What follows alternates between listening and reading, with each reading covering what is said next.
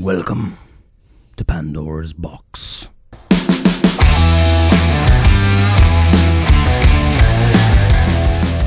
That was The Darkness with Motorheart. I think that's such an epic track. Loving that track. You're listening to Pandora's box on Aspen Waite Radio. I'm your host as always, Mr. Calum. Wait, where's my name in fact? Obadiah Pennywhistle. I think it is. We have Hib. Oh, Hib. Do you know what Hib is? Jib. Hib and Jib. Can I be Hib? Yeah, you can be Hib. Hib. Do you know what Hib? Hib is? No. So it's when I was in Croatia, it was a like this not baked, like kind of like baked like treat that all of like the old ladies used to have. Not a bean, it's more like it's made out of like, is it prunes? I think it might be made out of prunes or something, and it's got all of these different like flavours in it, and it's basically like an energy bar, and like it's like an old like folktale kind of thing, or not folktale, like I know what you mean. A traditional thing. A traditional like little stimulant. Yeah, and they would eat it in the fields when they're working in the fields all the time. Oh, right. I tried it and it was real nice. Was it? It's like, yeah, and these like is it just super sugary or something? Like caramelised. Yeah, like a caramelised kind of like bar that's in a circle made of prunes and other like different things. I was gonna say, so it's like like chewy, yeah, chewy and sugary. I was going to say, it's it's got sugary brandy enough in it as well. Oh, that sounds delicious. That would make sense. So why obviously it would be a pick me up, because when you're doing like strenuous physical activity, obviously like fast digesting carbs, like you like that's obviously why you take like Gatorade or Lucozade or whatever. Sugar with a little bit of brandy mixed in as well. Just to numb yourself a little bit. So yeah, I'm glad I'm Hib today. Hib and Jib. Hib and Jib. It's Jib's first time back since he contracted the plague. I'm back. Nice to have you back, man. I lived. You got those new glasses? No. Are they not? They're a couple years old. My dog ate them a little bit, so they're a bit chewed on the side. But Seeker, is that his name? Yeah, I thought so. Seeker, yeah. Thought I'd just check. Truth Seeker. You know what? They still work. So that's good, man. That's all that matters. That's all right then. I was thinking, Motorhead by Darkness. I think that's such an epic track. I've had like a rekindled love for the Darkness. I've been watching a lot of I know. I've been watching a lot of like Justin Hawkins' like YouTube channel. Justin Hawkins Strikes Again. Nice. Man, is it like, Rides Again? Justin Hawkins Rides Again. Did I say Strikes Again? Yeah. I was thinking about Star Wars. Strikes Back. Yeah, and like, obviously I've always been a big fan of Justin and Darkness, but obviously you don't get like a true sort of like sense or idea of someone's character until you're sort of like watching them. You know what I mean? Obviously on his YouTube, it's like 10-minute videos of him just chatting. Yeah. And I have just this like such a respect for him. Like he's such like an eloquently spoken and knowledgeable chap. Like obviously he's a great musician. All you need to do is like listen to all of his extensive back catalogue to figure that out. But there's like being a good musician, and then there's almost like the physical aspect of it, if you know what I mean, like the actual playing, but then there's almost like the intellectual side behind it. Yeah.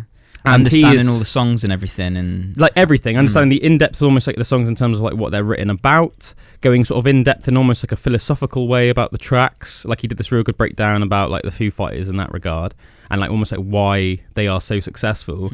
But then also, you know, very much almost like yourself, man, Heap, in terms of like, you know, just all the music theory behind it, and almost like breaking it down. So it's like the almost like the more like emotional, raw, passionate, philosophical aspect of the actual like the passion of the song and what the song's lyrics mean. But then almost like breaking it down almost like a formula where like, well, this is why that sounds catchy, because you're using, because you know you're using this technique or whatever, and that like tends to generate this sort of feeling in people, or what, you know, and this is what rock and roll's about. This is why rock and roll makes you feel this way. And I just find that all like so fascinating.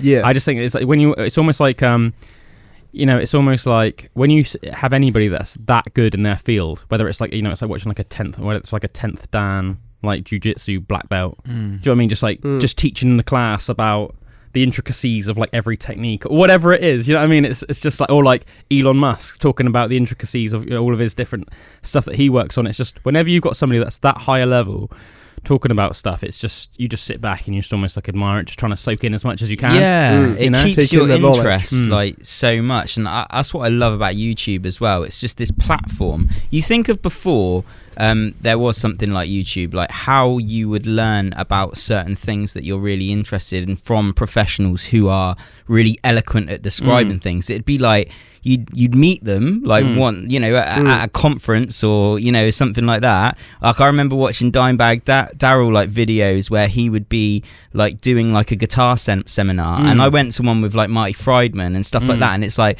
whoa, like, I'm actually getting to peek into the minds of these great people. But not, YouTube has just like opened that up, and actually like celebrities are people that are really amazing in certain areas of their craft are just creating these channels, and you feel like you can connect with them in a way that's not been able to before. I love that. I love the fact that it's almost like you feel like you're almost in a room with them. That's and you're just soaking up all of their years, their decades and decades of just like passionate knowledge that they've absorbed, and then they're just almost like passing it on to you. It's a great thing. I watched a really good video with him the other day on Justin Hawkins' Rise Again, and it was just him going on basically about how, and I just loved it because I know you would as well, Hib, because obviously, but it's just basically him just really passionately ranting about how it just really annoys him that there aren't enough guitar solos and songs nowadays. But I just loved it. He was just basically saying like, how can you have like a rock song like without a guitar solo? And he was mirroring sentiments that I've had as well. And also, if anyone's watching like on YouTube, obviously we originally we're talking about YouTube, and we're on YouTube. Yes, we're doing it. For anybody that doesn't know, we were actually already just like started off as just like a radio show, which we're also, obviously, for anybody listening to on the radio show, we are still here, as you can tell by listening to us on Aspen Waite Radio, on DAB, or on the app or website, aspenwaiteradio.com. But yeah, Aspen Waite, this is our patriarch company. So, get in touch with them quickly as well if you want any like business advice, you need your accounts done, marketing, research and development, advert on the radio, whatever you like. So get in contact with aspenwaiteradio.com. Sorry, Aspen Waite. If you need any of that stuff done, just go on the website, aspenwaite.co.uk, and have a look at the plethora of services available to you. But I digress. Yeah, so started Pandora's Box as a radio show. Now we're on YouTube as well, just so everyone can see our visages. And it's just, I think it's just cool, man. It's just more. I think it's fun just to have it as a podcast as well. It's more accessible as well. Yeah, more accessible. Yeah, there's a lot of benefits of having it. I like seeing things. I like seeing the image, the visual thing of like, especially on podcasts. I will sit and watch a podcast as well as like listen to it. For sure. I like that more. It's cool. But I always branch off. But getting back to the point I was going to make, well, there's obviously on the radio show, for the radio, a couple of months ago, I was put in charge of like the music for the station, and one of the things I immediately wanted to do was make it a more rock orientated station in general. That doesn't mean that there isn't shows for everyone. So, for example, Jeeves I have the Rap Radar. The Rap Radar. So it's for anybody that likes rap, that's the go-to show in the nation.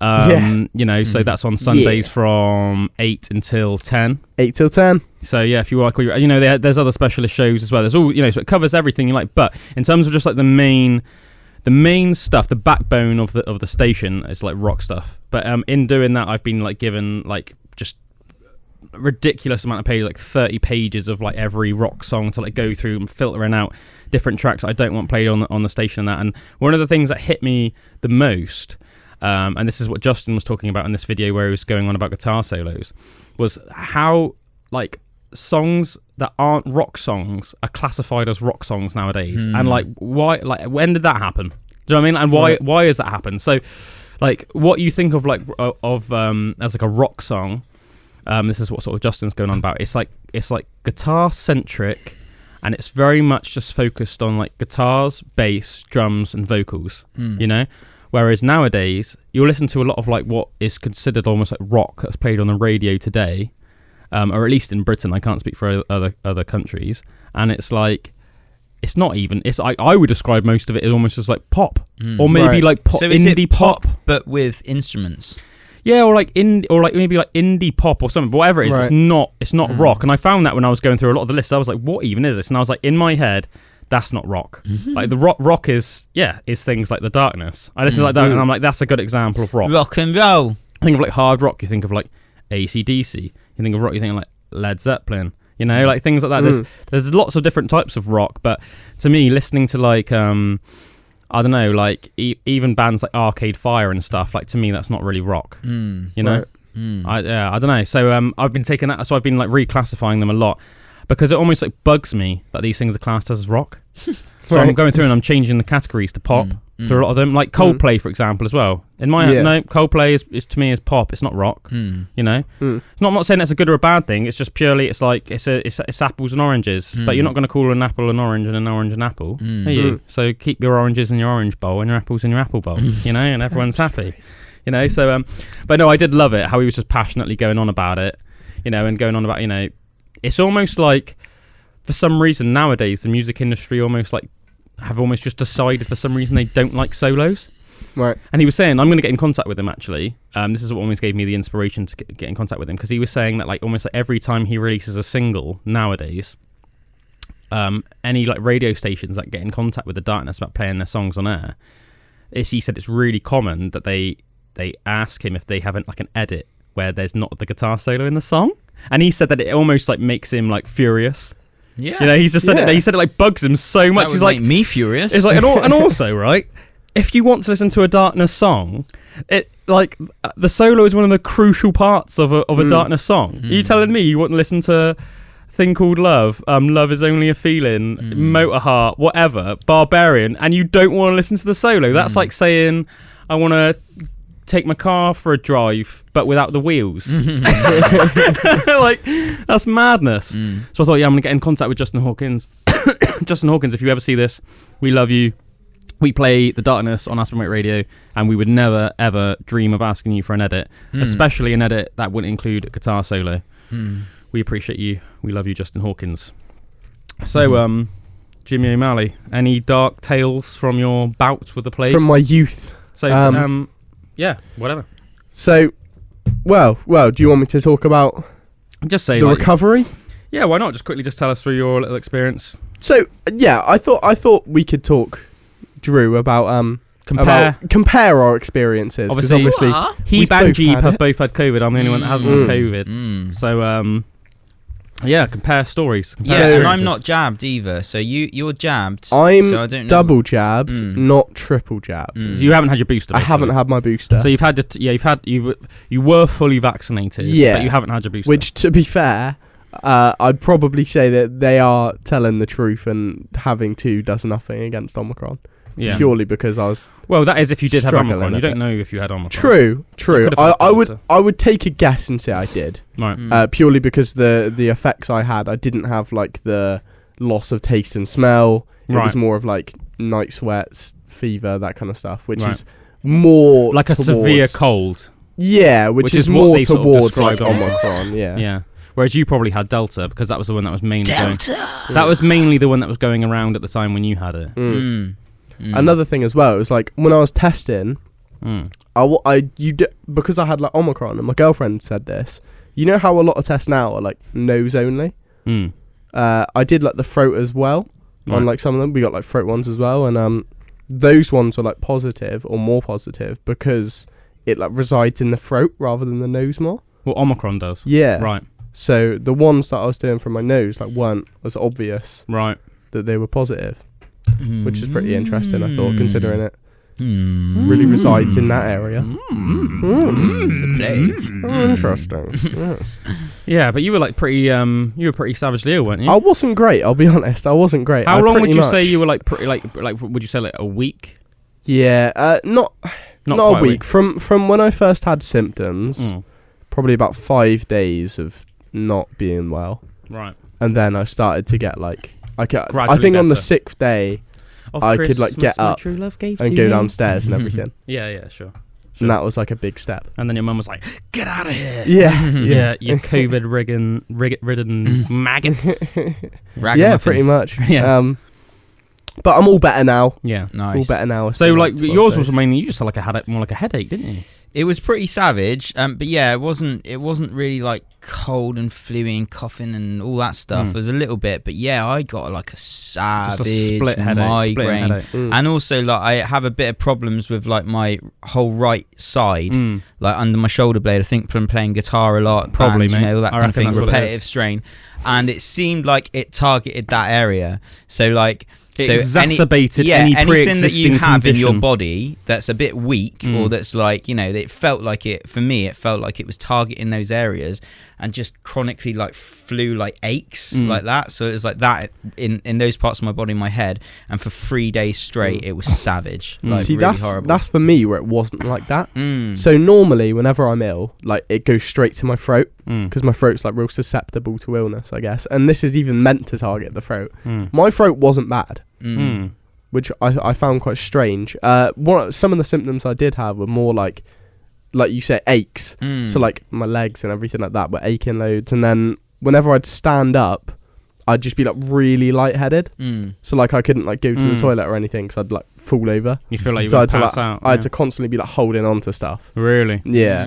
So that was like one of the main symptoms, rather than, which is what I found weird, because what they've been saying, or what a lot of people have been saying, is that it will reside in your throat. You're going to get like a sore throat, that kind of stuff. Whereas for me, it was more of that head rush. Yeah, it's funny because obviously you're both, even though yours was like both yours was different. You both seems to be like very head orientated.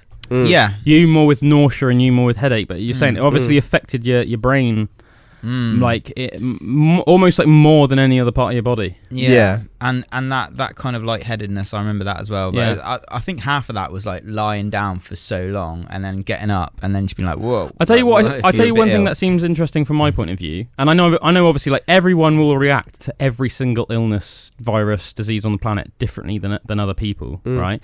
But even so, you are 18 years old and double jabbed, and if anything, you seem to have reacted worse to Omicron, which is a weaker variant, than you did to Delta as a 31-year-old who has no vaccines. You seem to, if anything, got off a little bit lighter. From what I'm hearing from both of you, from the Times and everything, it seems like I remember you just basically said like you had a splitting headache for like 36 hours.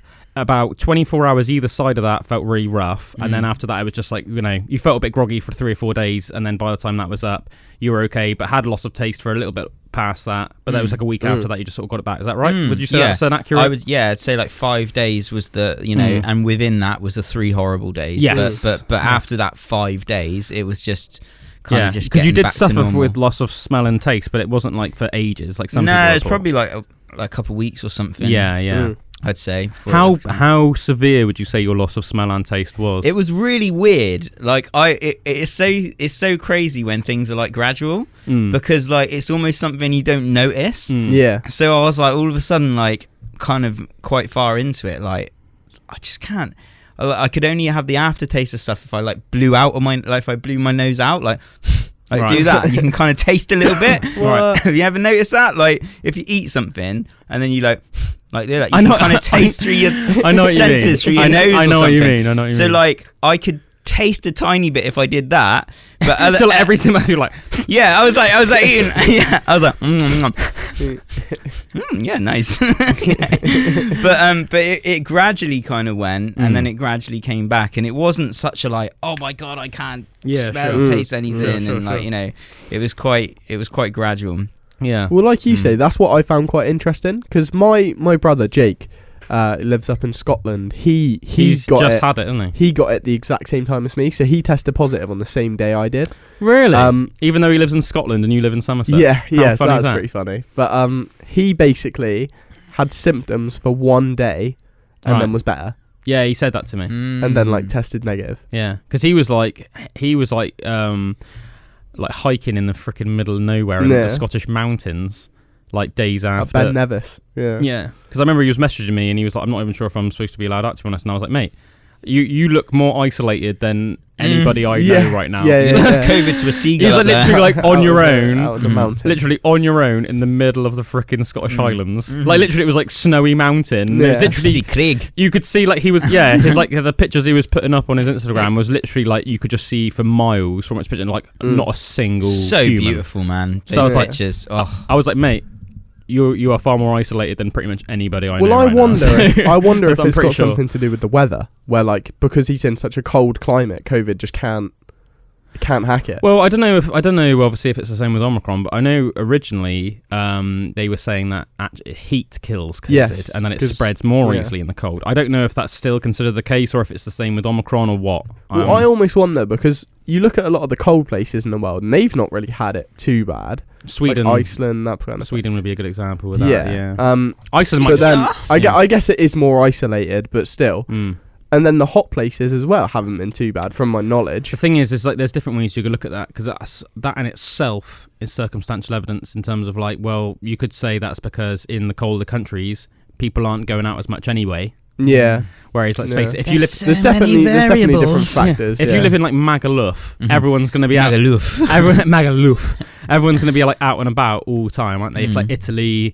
Spain, countries like that, Greece, because it's just so easy to just nip outside. You don't even have to really get dressed. Just like, you got shorts and t-shirt on. Put your sandals on, boom, out the door. I can imagine it in my head. If you live in like Norway or like Iceland, every time you go out, it's almost like a bit of an endeavour. Cold plunge, yeah, you're like inside the house in like your comfy clothes, and you got to like you got to put like your t-shirt on, your long sleeve, your jumper, then your freaking coat. You know, you got to put on your big boots. You know, you got to put your hat on, your gloves. You know, so it's almost like if it's that cold outside, you're really only going out if it's like you're going out specifically for a walk or just to like walk to the car to like drive somewhere. So I think in that lifestyle in itself is going to cause like things like viruses and stuff to spread less, isn't it? If I was a virus, I don't think I'd want to be cold. I don't think I'd want to be in the cold. I think I'd be in like in like temperature around here, pretty normal. I think that's where it'd thrive. From my personal thoughts. What, like Britain? Yeah. You think as a virus, Britain is the ideal climate? Yeah. Just a bit like naff. No. A bit naff? Yeah. What's naff about Britain? The weather. Don't start going down this road again. Oh, we're going down here again. Oh dear. Don't start going down this road again. You negative Nancy. Or like parts of America and stuff as well. But if it's like LA, where it's like really hot. Just imagine this virus with like his glasses on, chilling, just going down the LA kind of. Yeah, listen to like some Eazy-E. Yeah. I just think any way you can survive, really, innit? Just multiply and keep going. I would just be surprised if it could handle either side of the extreme. Yeah, I mean, obviously, let's face it, for most living organisms... nice mild temperature. Yeah, for most living organisms, there's like a cut-off point with both like hot and cold in terms of the extremes. The only, obviously, like flip side to that is that there are some creatures that have like evolved specifically to live in like ridiculous specialist climates. So there are like some weird animals that are found... that like only live in like Arctic conditions in like Arctic lakes, and there's other, I can't remember what it was, if it's like a type of like little insect, and it's like evolved that it can live like literally like in volcanoes. Yeah. So it's like, it's crazy, but it's like a weird little insect, but it's like somehow it can survive in like basically right next to molten lava. There's also like little like pools that like in caves, like water pools in caves, that are like, you know, there's no way out, you know, it's like completely blocked off, so you could never escape. And like over like the like hundreds of millennia, like weird little like blind like fish and weird creatures have evolved in there that like every now and again like a zoologist will find. Little like ecosystems. Yeah, like strange little like creatures, like just little blind like white creatures where there's never any there's no need for them to have like pigmentation on there. I remember as well seeing about the depths of the deepest depths of the ocean, where like the pressure is like beyond, and they hadn't even done filming down there before because so like, they don't have submarines strong enough to withstand the pressure. And they went down to the deepest depths and they didn't think they were going to find any life down there because of like reasons like that, because of the pressure and stuff. And there was these weird little fish like just like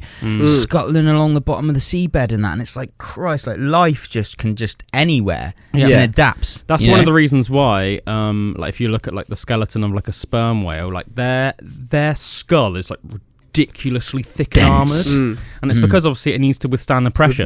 Because they hunt, the majority of the food they hunt is like in the deep ocean. Well, it's always the ones that are in like the deep ocean that look the weirdest. Oh yeah, like anglerfish. It is like the most alien weird kind of little looking like things. light. Octopods. Strange invertebrates. Well, that's where they think the giant squid. Well, they know the giant squid. Giant and cloth. How can the giant squid withstand any pressure with all just that squidginess? Do they go quite deep? I guess it's because there's like nothing really for them to break. Yeah, because they're just like this massive Right. rubber. Yeah, it's almost, you know what I mean? How would you? How would that like crush? Like if you think about us. We went down there. After a while, our skulls would just go. Yeah. Have you ever seen anything about like the divers who?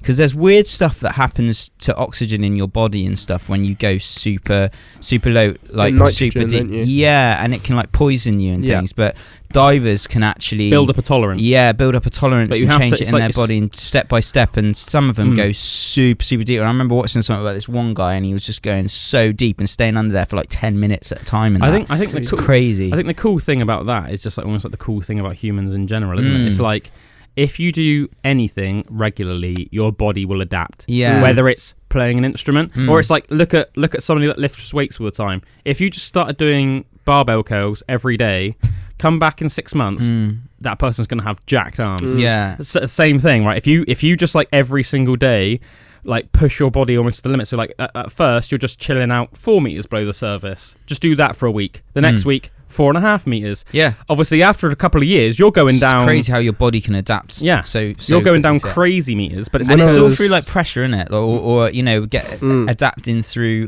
like resistance. Like the more resistance you put on those parts of your body, that's what will make it grow. You know. When I was a kid, I used to put like if I had like a bath, I'd put like a wet flannel over my head and like see if I could like start to breathe underwater like longer.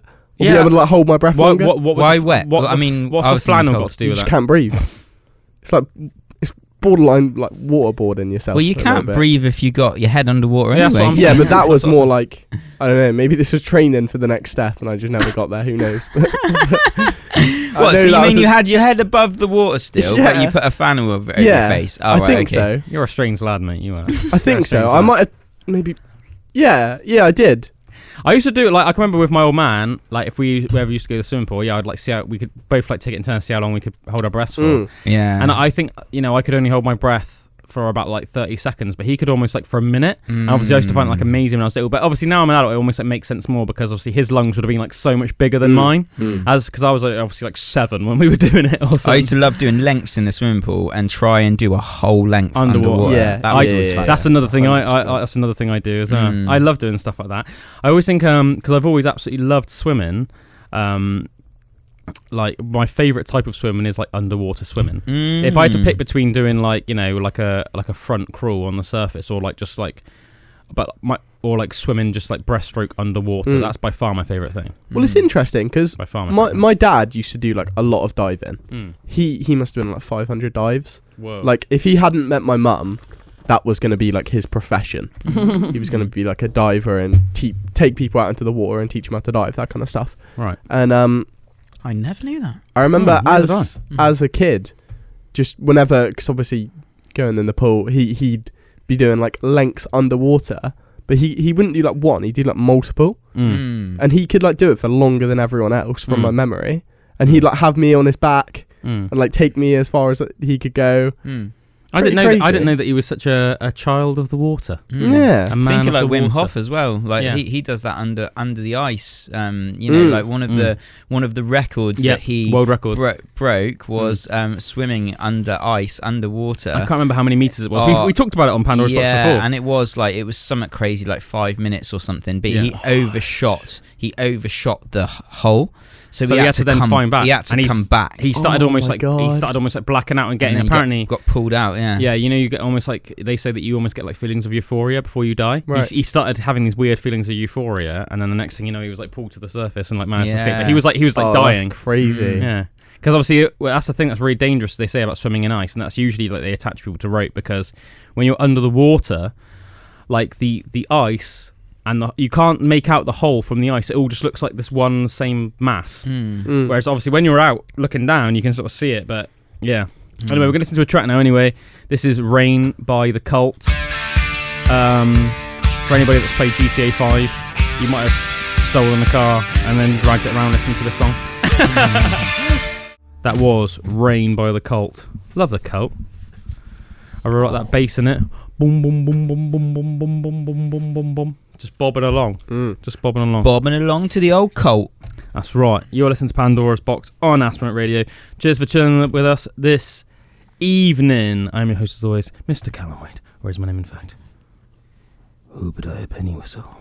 Today in this hallowed studio we have Hib and Jib. Jib. Do you know what a jib is?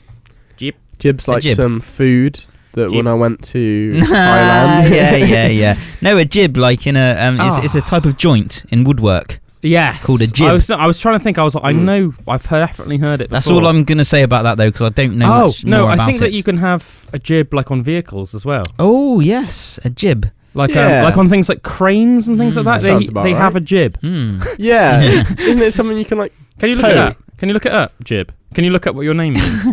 just JIB. Jib definition. Yeah, it might not be a what you call it. I think it's like something like in woodwork. If you had like a crane or like like just some different types of vehicles, Generally, a jib's most crucial function is as an airfoil, increasing performance and overall stability by reducing turbulence on the mainsail's leeward side.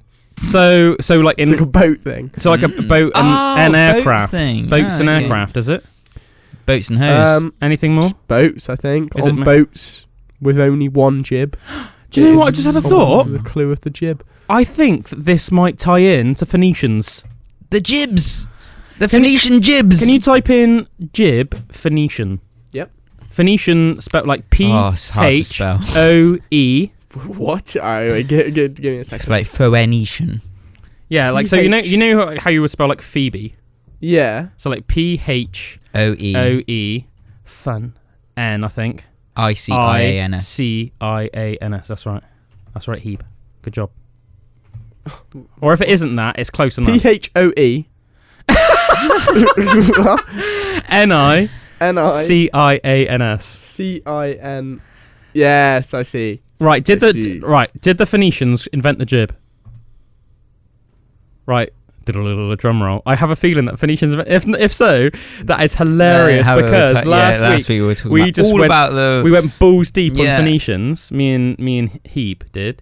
Yeah, and I have their maritime travels. Yeah, and I suddenly have this real strong feeling that I've heard that Phoenicians invented the jib. I can't see anything about jibs. Right, I need to find this out. So. Phoenicians jib. Did Phoenicians invent the jib? Did Phoenicians? Hey Google. Did Phoenicians invent the jib? What a thing to ask. So break it down. In short, who were the Phoenicians? Mate, watch last week's show and you'll find all about it. Yeah, I thought you'd have listened to that, man. You'd have known all about the Phoenicians. They created the first alphabet. Yeah. Ah, okay, yeah. Well, they connect. That's why it's called the phonetic alphabet. Whoa! Yeah, mind blown. So the main like alphabet, if you want to call it that, before that, or like the way of putting data forward was Egyptian hieroglyphs. But the thing with Egyptian hieroglyphs, they're actually like incredibly inefficient. Like it takes a long time to draw hieroglyphs, and it's not quite as clear and concise because it's almost like you're drawing what you want somebody to know. So the Phoenicians almost like took the hieroglyphs and then they almost like made it into these much more simpler forms, and that's what the Greeks based their alphabet on.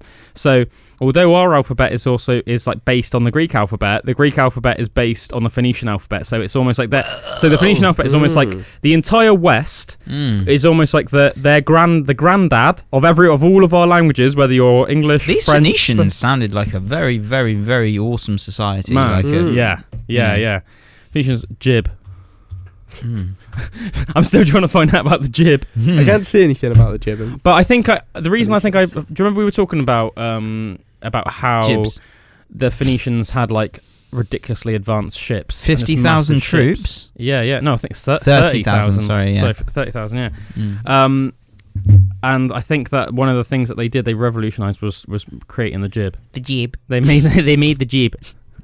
So you're not being a maritime adventurer. I am limited on my knowledge of the jib, but I know it's an integral part of a ship. Nice. Yeah. There we go. It's also a crane for a camera. That's jib. what I was thinking of. Jib. Is that because of cameras? Because what, like, you know, watching about like filming and stuff like that. Yeah, a jib is what they use on the crane of the camera. Yeah, for a crane for a camera.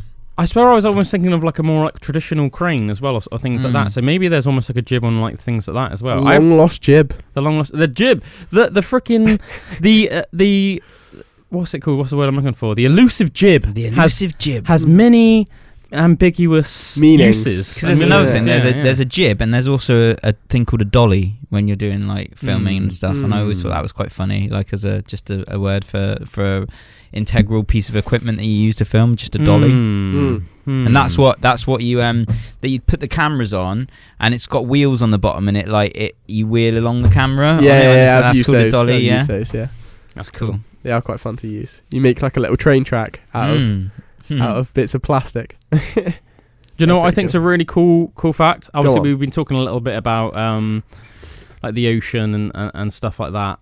Do you guys, either of you, know much about Greenland sharks? Don't know anything about Greenland sharks. I know. Well, I don't know anything about Greenland either, but I've heard about Greenland. But are they sharks from Greenland? Sort of. So like the North Sea. So you can find them off like the coast of Scotland. Oh, okay. You know, the colder coast, waters. Basically, it has to be really cold. So it's like anywhere from like the north of Scotland, Norway, Iceland, Greenland, that whole area of just super cold water. Are these the ones that just float about? They live for thousands of years. Yeah. So not thousands of years. Float about isn't. They don't necessarily. They don't technically just float about. But they basically they're very sedentary. They got super slow metabolism, so they move very slowly. If you think about almost like a sloth, but in a whale form. No, in a shark form. Shark form. Sorry. If you almost like think of like a great white shark, they're like very like they have massive bursts of speed. Whereas like Greenland sharks, I thought must be more like scavengers.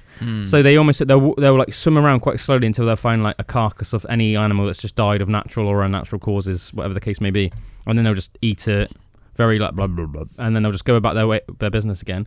But like for instance, they found Greenland sharks and like they've like tagged them and done like little experiments to find out how old they are. Right.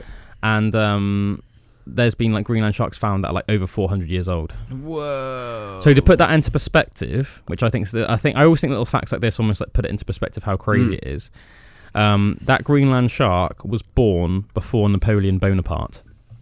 So when you think of it like that, that's like almost like a crazy fact. That is crazy. Obviously, like Napoleon Bonaparte, obviously was the guy that was sort of the head of the French army after the French Revolution. And sort of France turned into a republic, and then a lot of the other, obviously he basically just sort of like tried then to conquer like Europe and then Britain mainly, but also like Prussia, the Dutch, about half of Spain, then sort of obviously rose up against him. A lot of the Spanish were on Napoleon's side, but but I think when you think of it like a crazy fact like that, because obviously for people like us that were born 1990 in our case, early 2000 in your case, like you think of like the Battle of Waterloo or like the whole Napoleonic Wars. I mean, obviously that took place like hundreds of years ago. It's a long time ago. So the idea that there's just essentially this big fish, just swimming around out there. There's like all these freaking big fish just walking around, swimming around. That were born before Napoleon was even born. So before the French Revolution, anything like that. I think that with like trees and stuff, when I see like really old trees and I'm like, oh, this tree is seen. Like, it's almost like not seen, but you know. You almost think of it almost like as like a little database. Almost like it's just been information quietly sat there, just like taking in all this information over the centuries. Are these sharks? Are they quite deep? Are they quite like? No. They don't. Oh, I was going to say because time must be different for them, like moving so slowly and just like it almost feels like time would be slower. I tell you what, they're big animals as well. And one of the crazy things about them is because it's almost like everything about their life is so slow, they don't even reach like. So obviously we would reach like what you would call like sexual maturity. What would you say about like 16? Yeah. Well, about 16 to age 25 for me. Yeah, obviously, yeah. But like in general, I'd on say average. I'd say most people sort of like what you would consider sexual maturity. would be about 16, I'd say, for a man. Well, Greenland sharks don't even reach sexual maturity until they're 150, which is crazy, isn't it? It's a long time away. So they're not even physically developed enough to be considered sexually mature until they're 150 years old. Because as I said, everything about their lives are just so slow, and it goes sort of part and parcel with just living in that sort of cold climate, you know. And but yeah, they sort of just scavenge. Like they'll find like just like dead whales and even things like dead, you know, like polar bears that have died of old age and then like fallen into the water, and they'll just like feed off that and then just move on their way very slowly. But they're very like docile. Apparently, they're not very aggressive at all. So like.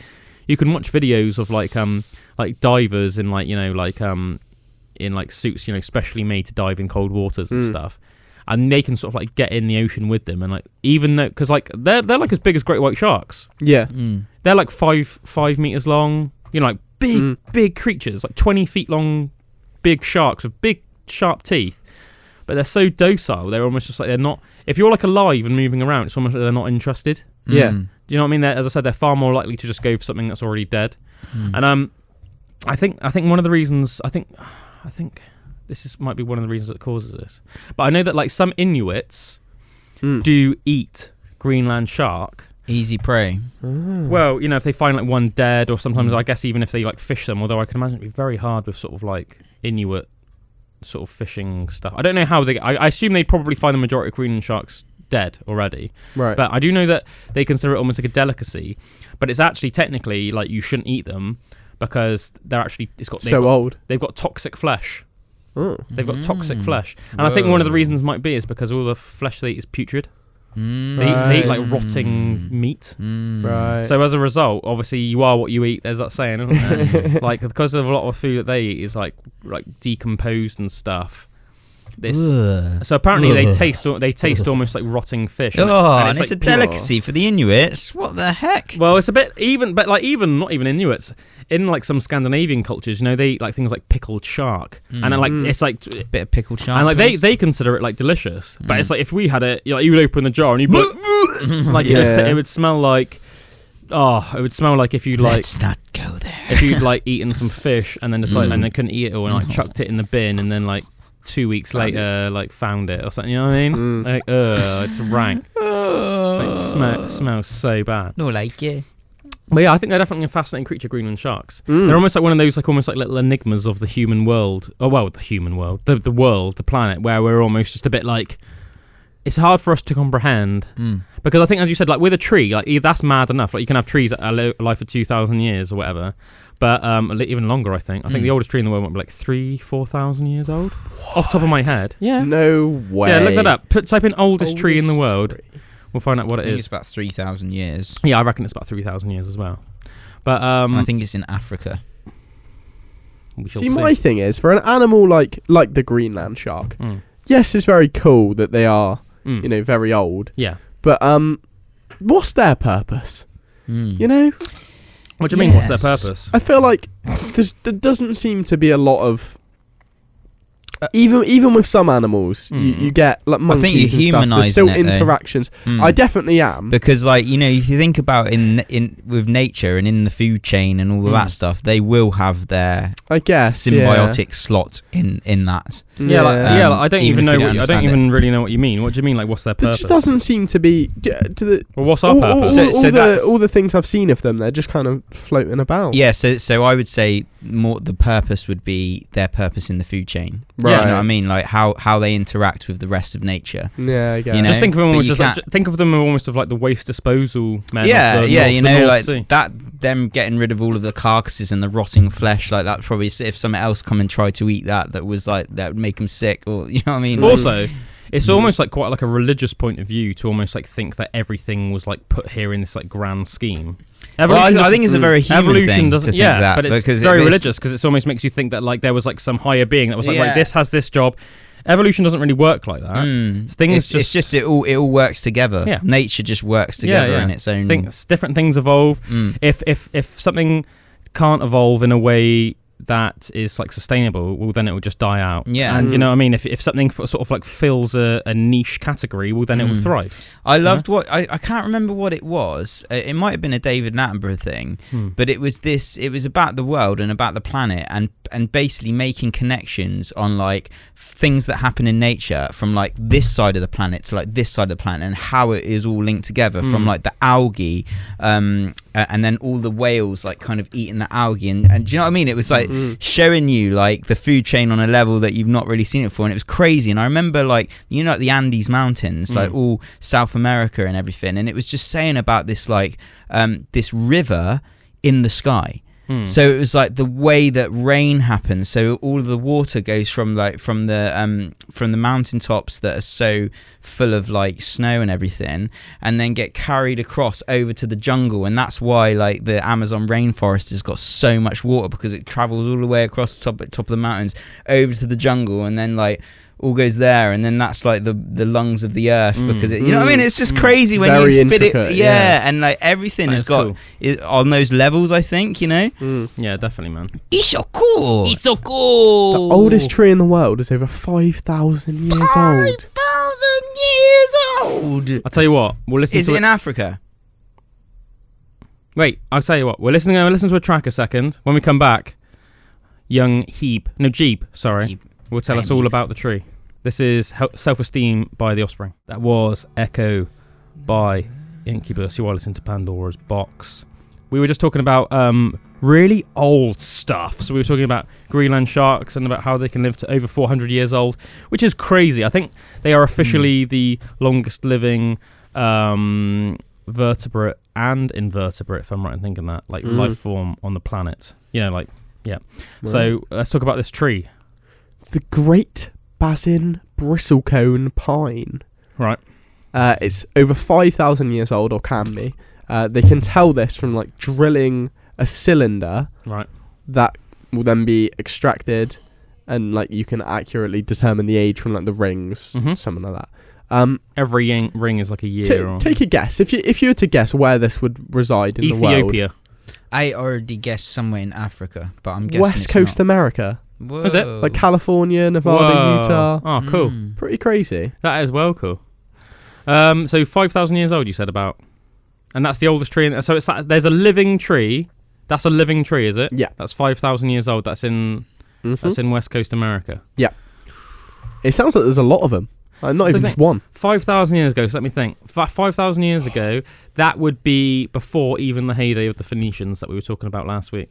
So when you think about it like that, so that was like, so the Greek heyday was sort of about 3,000 years ago. So 2,000 years before even like the Greek heyday. Crazy, isn't and it? about 1,000 years before the Phoenician heyday.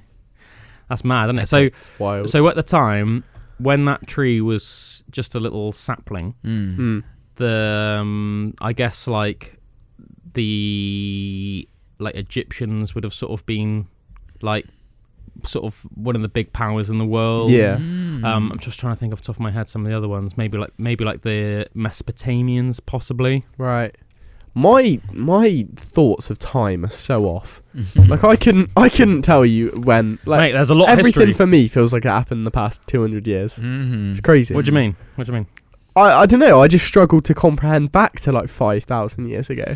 Well, I think a bit like what you were saying about like comprehending like Greenland Sharks and stuff. I think the thing is we're not, as human beings, we're not meant to comprehend a lot of the things that we comprehend. So it can seem mind-boggling to us, and that's why a lot of people, when they're having grand conversations about the universe and how old the planet is and going back to 10,000 years ago and things like that, like that's where the term like existential crisis comes from, because you have these weird moments when you're talking about these sort of subjects sometimes where you almost like step outside yourself, and then it almost like boggles the brain so much your brain sort of scrambles. Yeah, and it's like, almost like what? Your brain almost like resists it a little bit, and you want to get back to that state of like, can I just like have like a cup of tea and just like look at like the bird outside on the branch, just tweeting and just go like, that's a nice day. You know what I mean? Because like that's far more easier. Ignorance is bliss sometimes. Yeah. When you start going down crazy avenues of thought about how like the Earth is like billions of years old, but it's only like middle-aged, and how one day our whole entire galaxy is going to like implode, and like the whole history of the entire world and our solar system is just almost going to be like stardust. you're like, whoa. That's just a bit like crazy, isn't it? Yeah, I remember watching this documentary about an archaeologist going through like the jungle. I think it was in the Amazon, and finding some cave paintings and things, or finding some rock paintings that were like 30,000-40,000 years old, and that blew my mind as well. You know, just of like actual like humanoid beings. I'm sure. Do you know what? I'm sure there are some out there that are older than that. Yeah, totally. Would you be able to look up oldest cave paintings? Yeah, what are the oldest cave paintings? Because Graham Hancock's done a lot about this, hasn't he? Like on some of the ones in there, and you know, arguing the fact that it's that it was like psychedelic kind of trips that these that you could potentially have, like whether it's mushrooms or... well, the cave paintings, they were representing psychedelic things, that like trips that they were experiencing, and it was this whole animism, like it's pictures of like animism. So like animals made human. Is that like, called animism? No, sorry. Animism is like everything has like a spirit. Like, really? You know, animated, Right. But like, I can't remember what the word is for where humans and animals are mixed. But is it called like? It's not called anthropomorphized. Anthropomorphized. Yeah.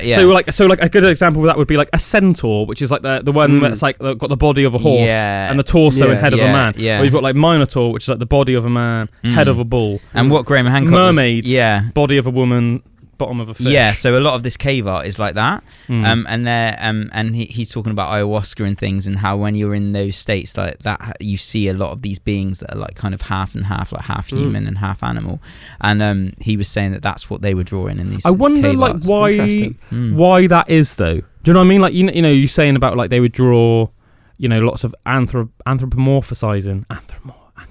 That's a hard word to say. I'm going to get my head around that. I've heard it a lot, like. But it's just, I don't say it enough that I've got my head around it.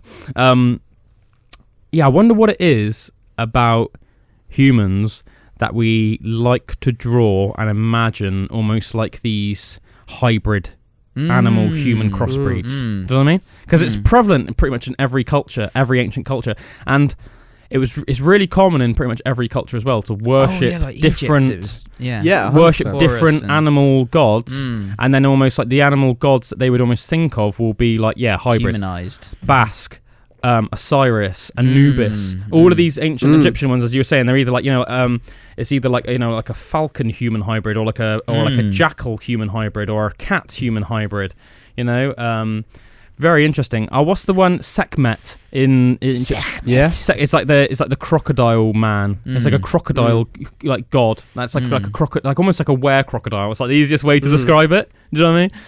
But the ancient Egyptian stuff obviously is like riddled with it. I got the Egyptian Book of the Dead, and I tried to read it. Very epic, mate. Yeah, it's so cool, but I couldn't get my head around it.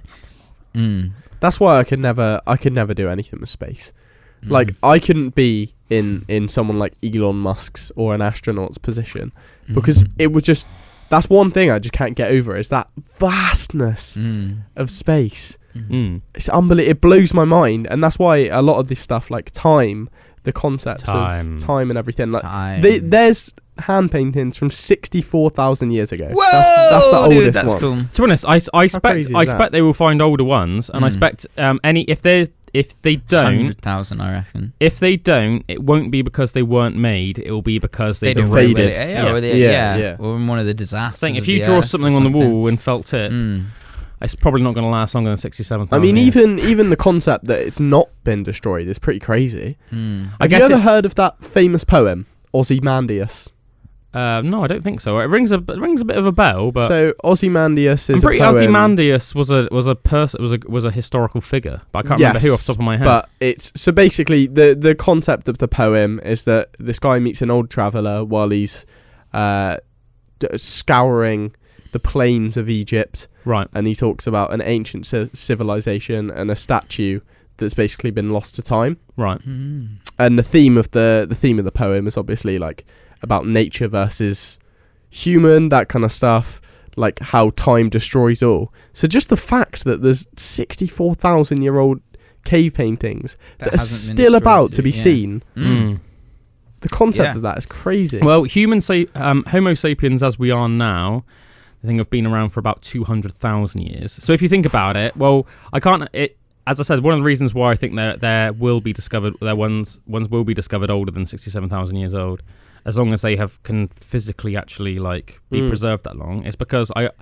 don't think that like for the first 133,000 years we just weren't doing anything like that. Yeah. Because even though obviously our race on the whole progresses on the whole, generally, if you want to look on the broader, bigger picture of things, we progress in a linear fashion. Not always. Sometimes our like the overall society of humankind might take like back steps. 2 steps forward, 1 step back, or even 1 step forward, 2 steps back. You see that a lot through history. Obviously, we're talking about that last week as well. About how in like 2,000, 3,000 years ago, in a lot of ways, we're a lot more advanced than it was 1,000 years ago.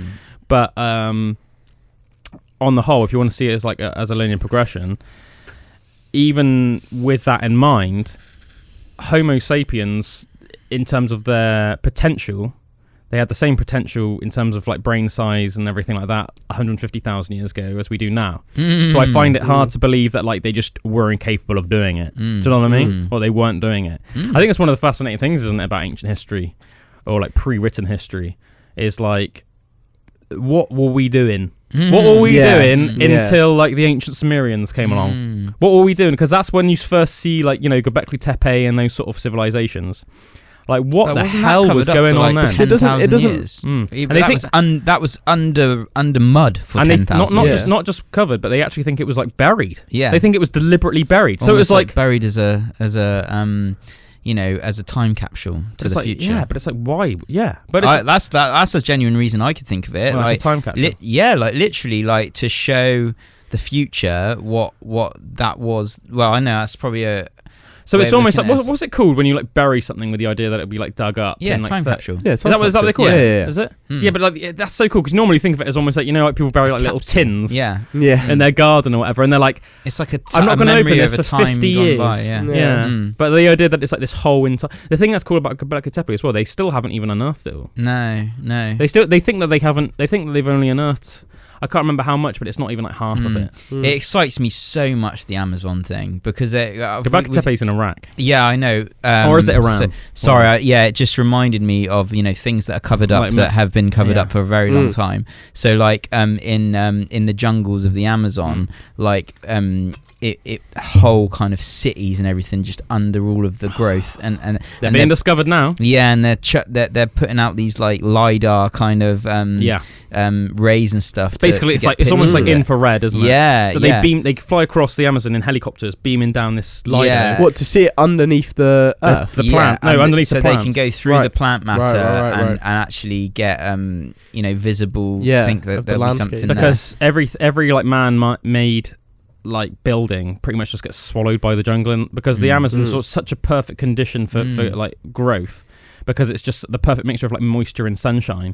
So apparently a lot of European settlers actually tried to make like almost like Victorian era and Georgian era buildings in the Amazon. But every now and again you can find them, but it was impossible to live there, because after just a couple of years, it's almost like the rate that you would have to constantly beat back the plants will still be beating you in terms of just like overgrowing the house and pulling it back in. So it's like, if you were then taking the ones that Drew were on about, in terms of like some of the ancient Mayan and Aztec and maybe even other civilizations that are like thousands of years old, they are just completely swallowed. They're like literally, they're so covered in vine and like dense plant and vegetation that you just can't. You could be walking past it in the jungle. And you wouldn't realise it was there. I saw something about the world's oldest computer that got discovered recently. It was less of a computer and more like a way to judge the weather like the stars. The stars, the Acathera mechanism, something like that. Something like that. It's an old Greek computer.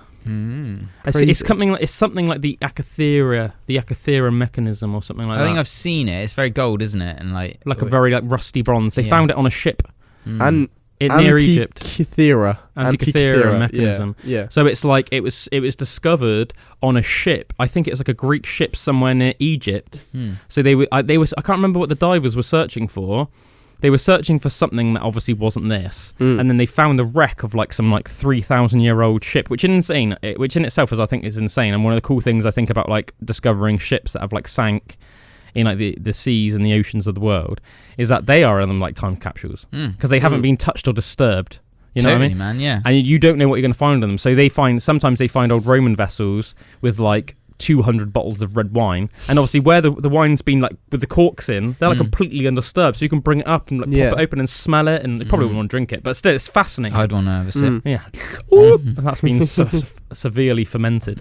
Well, they say with red wine they consider it like it's like whiskey. The longer it's been there, the nicer it is. But I don't know, but you got to bear in mind some of this would be like 2,000-year-old. Do you know what I mean? I don't know if it I don't know enough about red wine and like the fermentation process to know how. It's just turned to poison. Yeah, I have no idea what it would be like. I don't know if it would make you ill, or if you would just or if you just get really drunk, or what. You might start having ecosystems inside of it. Yeah, well, we do, don't we? That's we have a complex microbiome. But anyway, they found this Greek ship and they found this little Ankathera or whatever it is mechanism, and they consider it like what we know of currently as like the world's oldest computer, and it's like all these sets of intricate gears and stuff, and from it you can calculate like the position of the stars, like to like the different times. So cool. It is amazing. That's it's basically crazy, it's basically like a 3,000-year-old computer. Yeah.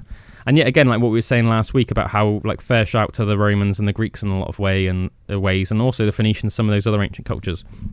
They were so advanced in some ways. I mean, you go to like, if you went to like Britain or Scandinavia, like 1400 years ago, even the concept of something like that Ankathera mechanism, it would have been so outlandish. But this Ankathera mechanism was invented like 1600 years even before that.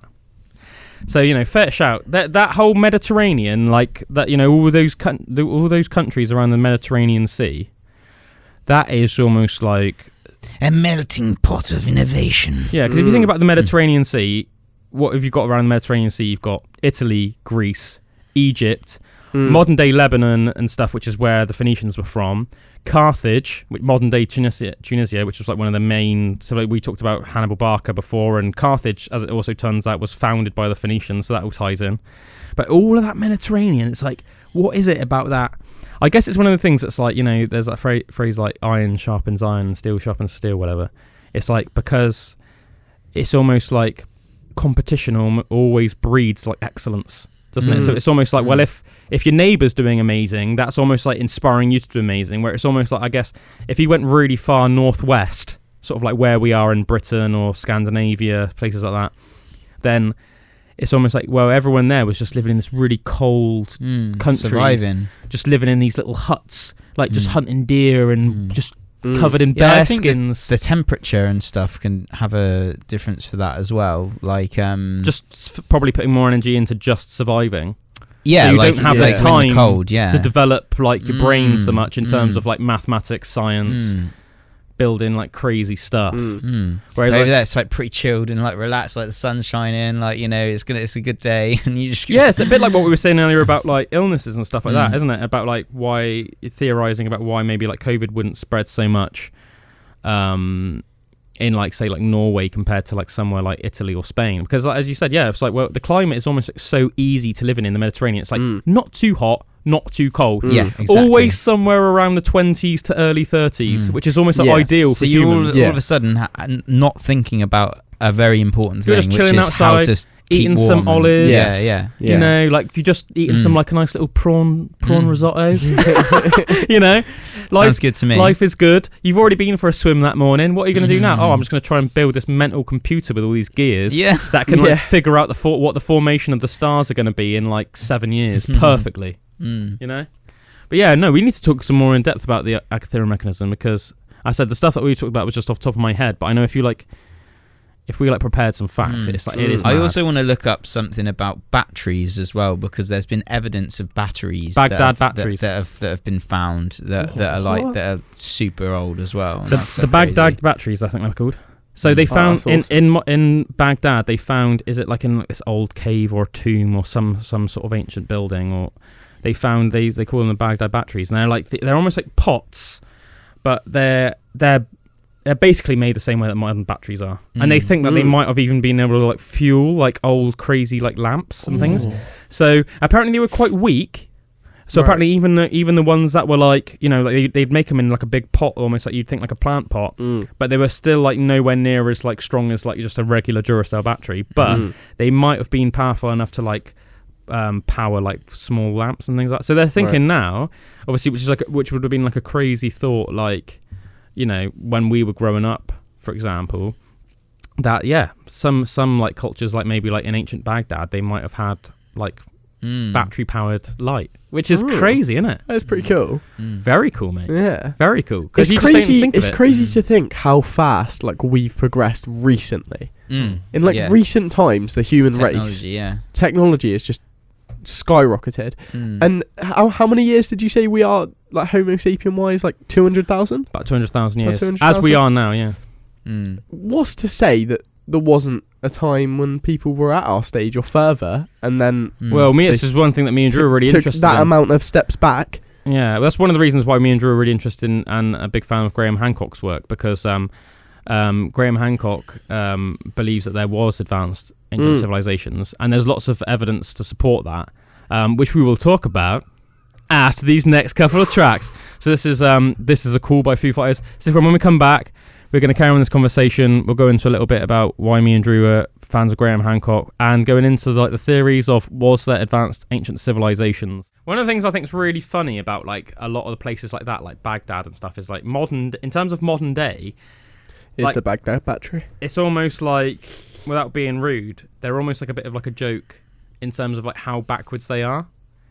Do you know what I mean? Like a lot of countries like Baghdad nowadays, like they're full of like religious nut bars that are like, you know, like they wouldn't know their fucking ass from their elbow in terms of technology. And this thing, like what you're saying about Nathaniel, about how quickly it's like developed, I do think like back in some ancient civilizations, you had to even be more on it than we are now in terms of what we know, because technology can make you lazy and can make you dumb, you know? That's why the Roman Empire fell, mate. Yeah, you know, and that's it. That complacency that you get when you don't actually have to know the answer to something. Well, it's because you become in a different mindset. Yeah, you become so reliant on your culture and almost like the way that it's all set up for you to be easy. That, like, take Rome, for example. One of the reasons why they fell to like the Goths and the Visigoths and all of them lot, all of those like warrior tribes from Europe, was because the Romans themselves had become like stupid, fat and lazy. Unless, you know what I mean, they had, their armies obviously weren't. But in terms of like society at large was. Exactly, the general population were. They were just a bit like modern humans today. They were too used to just going to the theatre, fucking drinking too much wine. Go and watch some gladiators kill each other. Yeah, the same way that nowadays we just go and watch fucking football or go and watch like cricket, whatever. Sport, basically. Blood sport. Yeah, go into like lavish parties. You know, just a very almost like gluttonous society. Everything was based on like sinful pleasure. But like we're the same now. It's almost like humans are so like gagging, like we need simple pleasures all the time, like the pleasure that eating a donut gives you, just for that 10 seconds of your taste buds going, oh, you know, or like, you know, just scrolling through social media, whatever it is, like drinking, drugs, smoking. It's everything's like it's the easy way. It's not like that. It's not not many people go the path of like long-term satisfaction or like what slow makes burn. You that long-term feeling of like satisfaction in life. It's so much better in the long run. But have you seen like the progress of like the metaverse and everything recently? No, I haven't been watching about that. Everywhere I look, it's like seems to just be getting like bigger and bigger and bigger.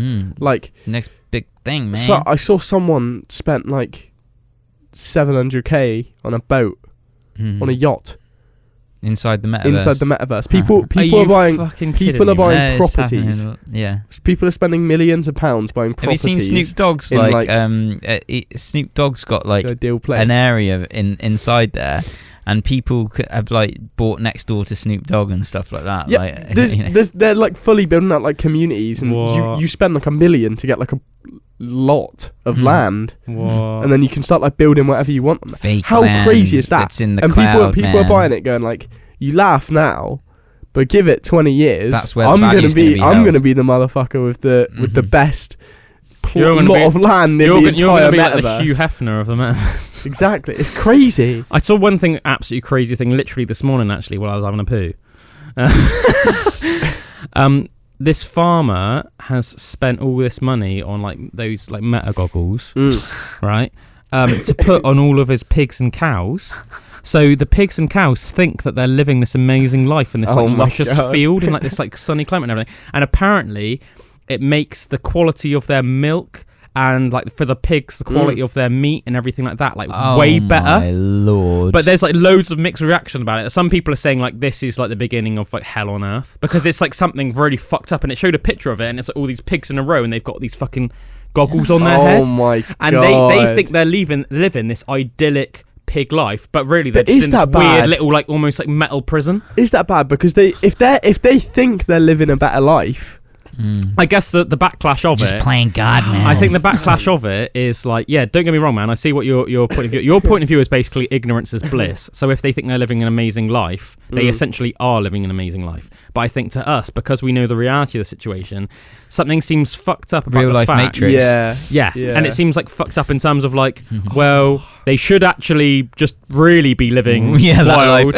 So the fact that they are in this weird, essentially like prison conditions, and they're just there like these. We're acting as the robots in the Matrix. Yeah, we're putting them all, lining them up, so we can feed off them.